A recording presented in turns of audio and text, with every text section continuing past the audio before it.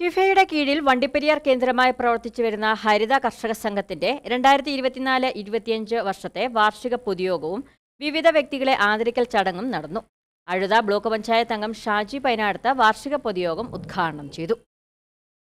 കർഷകരുടെ ഉന്നമനത്തിനും പ്രതിസന്ധി ഘട്ടങ്ങളിൽ ഒന്നിച്ചു നിന്നുകൊണ്ട് കർഷകരെ സഹായിക്കുന്നതിനുമായി കിഫയുടെ കീഴിൽ വണ്ടിപ്പെരിയാറിലെ കർഷകരെ ഒരുമിപ്പിച്ചുകൊണ്ട് രൂപീകൃതമായ സംഘടനയാണ് ഹരിത കർഷക സംഘം.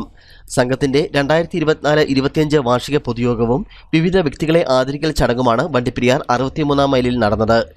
ഹരിത കർഷക സംഘം പ്രസിഡന്റ് മാർട്ടിൻ കൊച്ചുപുരയ്ക്കൽ അധ്യക്ഷത വഹിച്ച ചടങ്ങ് അഴുത ബ്ലോക്ക് പഞ്ചായത്ത് അംഗം ഷാജി പൈനാടത്ത് ഉദ്ഘാടനം ചെയ്തു.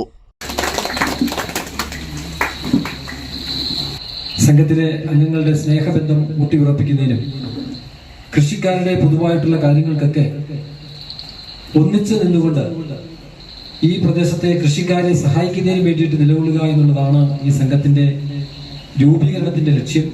അത് വളരെ ഭംഗിയായിട്ട് നടപ്പിലാക്കുന്നുണ്ട് എന്നുള്ള കാര്യത്തിൽ യാതൊരു സംശയവുമില്ല.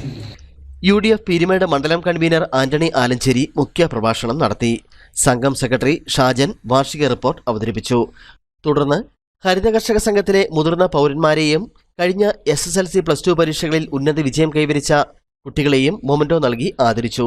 ഗ്രാമപഞ്ചായത്ത് അംഗങ്ങളായ പ്രിയങ്ക മഹേഷ്, അയ്യപ്പദാസ്, വാളാടി ഹോമിയോ ആശുപത്രി doctor Anju Krishna KM, Joseph TD, Abraham, Jio Martin തുടങ്ങിയവർ സംസാരിച്ചു.